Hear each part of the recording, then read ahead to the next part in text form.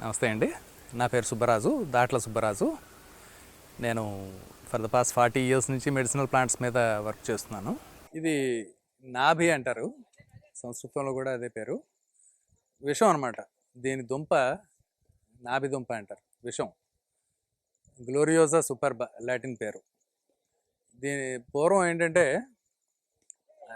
వాత వ్యాధుల్లో అద్భుతంగా పనిచేస్తుంది. అంత విషం ఉన్న వాత వ్యాధుల్లో అద్భుతంగా పనిచేస్తుంది. పూర్వం ఏం చేసేవారంటే రాజులు వాళ్ళ మీద ఎప్పుడైనా విషప్రయోగాలు జరిగే అవకాశం ఉంటుంది కనుక ఇది ముందు అలవాటు చేసుకోవడానికి ఇది వాడేవారు.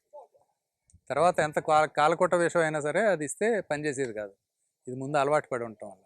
ఇది పాపటాకు అంటాం, తెలుగులో పాపటాకు.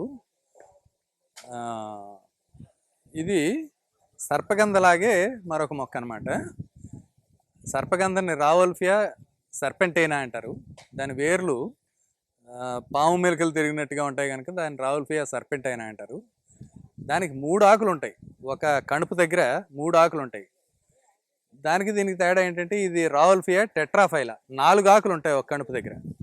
2 పెద్ద ఆకులు, 2 చిన్న ఆకులు, 4 ఆకులు ఉంటాయి అన్నమాట. ఇది కూడా కొన్ని ప్రాంతాల్లో దీని ఆకులు 9 ఆకులు 9 మిరియం గింజలు కలిపి పాము కాటు ఉన్న వాళ్ళకి ఇస్తారు, కరిచిన వాళ్ళకి ఇస్తారనమాట. పాము విషాహారం వాత వ్యాధులన్నింటిలోనూ తగ్గిస్తుంది, బీపీ కూడా తగ్గుతుంది దీనికి వాడి. ఈశ్వరి అని చెప్తారు, ఇది నల్ల ఈశ్వరి అనమాట. అరిస్టోలోకియా ఇండికా, ఇది లాటిన్ పేరు అరిస్టోలోకియా ఇండికా. ఈశ్వరి అని సంస్కృతంలో అంటారు, తెలుగులో కూడా ఈశ్వరి. కాకపోతే ఇందులో నలుపు తెలుపు అని 2 రకాలు ఉంటాయి. ఇది నల్ల ఈశ్వరి అనమాట. ఇది పాము విషానికి పనిచేస్తుంది, వాత వ్యాధుల్లో బాగా పనిచేస్తుంది. ఇప్పుడు మనం నల్ల ఈశ్వరి గురించి చూసాం, ఇది తెల్ల ఈశ్వరి అనమాట. దానికంటే నల్ల ఈశ్వరి కంటే తెల్ల ఈశ్వరి బాగా ప్రభావవంతంగా పనిచేస్తుంది. దీనికి ఏంటంటే దీని వేర్లు మంచానికి ఉంచుకుంటే పాము వచ్చినా కానీ తల పైకెత్తది అనమాట. పాము కాటు వేయదు, దీని వాసన తగిలినంత ఏరియాలో పాము కాటు వేయదు అనమాట. అంచేత ఇవి చాలా, ఒకవేళ కాటు వేసినా కానీ దీంతో మళ్ళీ దీన్ని వేరుని అరగదీసి ఆ కరిచిన దగ్గర పెట్టి కొంత నీళ్ళలో కలిపి లోపలికి ఇస్తే పాము విషం విరిగిపోతుంది. చాలా ఉపయుక్తమైన మొక్క గురించి తెలుసుకుందాం. దీన్ని నేలవేము అంటాం తెలుగులో, సంస్కృతంలో చిరాయిత అంటారు. హిమాలయాల నుంచి మనకి కేరళ వరకు అన్ని ప్రాంతాల్లోనూ విరివిగా ఎర్ర నేలలో ఉన్న ప్రతి చోట దొరికే మొక్క ఇది. విపరీతమైన చేదు, ఇది కూడా చాలా వ్యాధుల్లో పనిచేస్తుంది. చాలా ఎక్కువ చేదు ఉంటుంది. చిన్న మొక్క, ప్రతి సంవత్సరం సీజన్లో వస్తుంది, తర్వాత ఎండిపోతుంది. మళ్ళీ ఆ గింజలు పడి మళ్ళీ సీజన్లో వర్షాలు పడగానే మొలుస్తుంది అన్నమాట. అద్భుతమైన మొక్క. జ్వరాల్లో, పాము విషానికి, తర్వాత డయాబెటీసు, ఇటువంటి వ్యాధుల్లో అద్భుతంగా పనిచేసే మొక్క. ఇంకొక ముఖ్యమైన ఉపయోగం ఏంటంటే ఎవరికైనా పాము కరిచినప్పుడు వెంటనే కనుక దీని రసం పిండేసి లోపలికి ఇస్తే, ఒక ఔన్సు రసం లోపలికి ఇచ్చి పైన కూడా గాయం అయిన దగ్గర, అంటే ఎక్కడైతే పాము కరుస్తుందో అక్కడ కొంత నూరి కట్టేస్తే ఆ ముద్దని వెంటనే పాము విషాన్ని విరిచేస్తుంది. తర్వాత ఎక్కడైనా స్కిన్ డిజీజ్ ఉన్న దగ్గర, చిడుము ఇలాంటి రసికారే స్కిన్ డిజీజ్ ఉన్న దగ్గర దీన్ని పైన రాస్తే ఆ స్కిన్ డిజీజ్ తగ్గిపోతాయి అన్నమాట. కషాయం ఇస్తే రక్తగ్రహణి, అంటే రక్తం పడే విరేచనలు కానీ రక్తం లేకుండా నీళ్ళ విరేచనలు అవుతూ ఉంటాయి, అటువంటివి కానీ కడతాయి అన్నమాట. చాలా ఉపయుక్తమైన మొక్క. ఇప్పుడు మీకు ఒక చిత్రమైన విషయం, ఎవరికి తెలియని విషయం చెబుతాను. మన సౌత్ ఇండియా అంతటా పెరిగే ఒక తీగజాతి మొక్క అనమాట అది.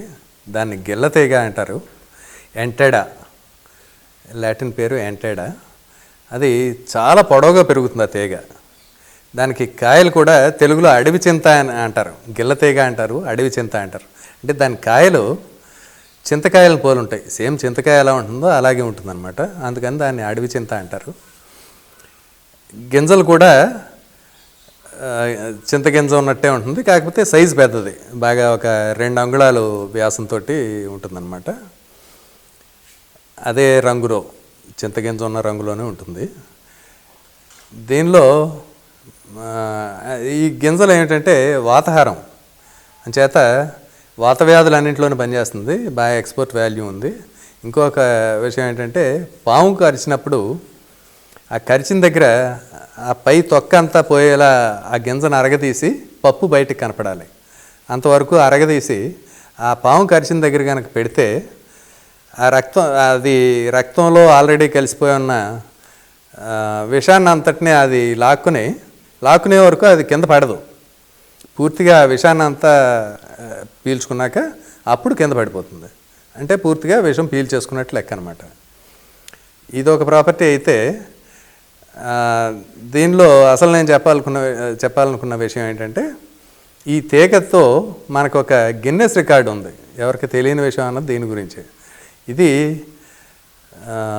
తలకోన అడవిలో, తిరుపతి దగ్గర తలకోన అడవిలో అందరికి కనపడుతుంది, వెళ్ళే దారిలోనే ఉంది, తలకోన జలపాతానికి వెళ్ళే దారిలోనే ఉంది.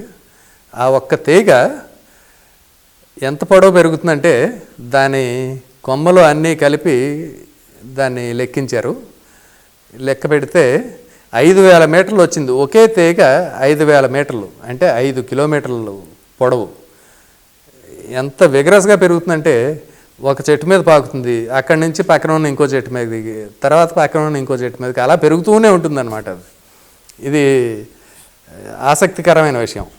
ఈ గిన్నెస్ రికార్డ్ అన్నది మనకు ఉన్నట్టు కూడా ఎవరికి తెలియదు. ఇప్పుడు మనం మరొక ముఖ్యమైన ఔషధ మొక్క గురించి తెలుసుకుందాం. సరస్వతి. ఇది మామూలుగా మన ఏరియాలో దొరికే సరస్వతి ఆకంటాం. ఇది హిమాలయ ప్రాంతంలో, కేరళలో కొన్ని ప్రాంతాల్లో బాగా, అంటే వర్షపాతం బాగా ఎక్కువగా ఉన్న దగ్గర దొరికే మొక్క అనమాట. ఈ రెండు కూడా ఒకేలా పనిచేస్తాయి.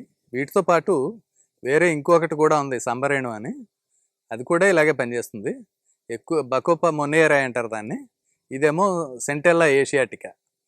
అన్నీ కూడా ఈ రెండింటినేమో బ్రాహ్మి అంటారు సంస్కృతంలో. ఆ సంబరేణువుని జలబ్రాహ్మి అంటారు. మూడు ఒకేలా పనిచేస్తాయి, ఏదైనా వాడుకోవచ్చు.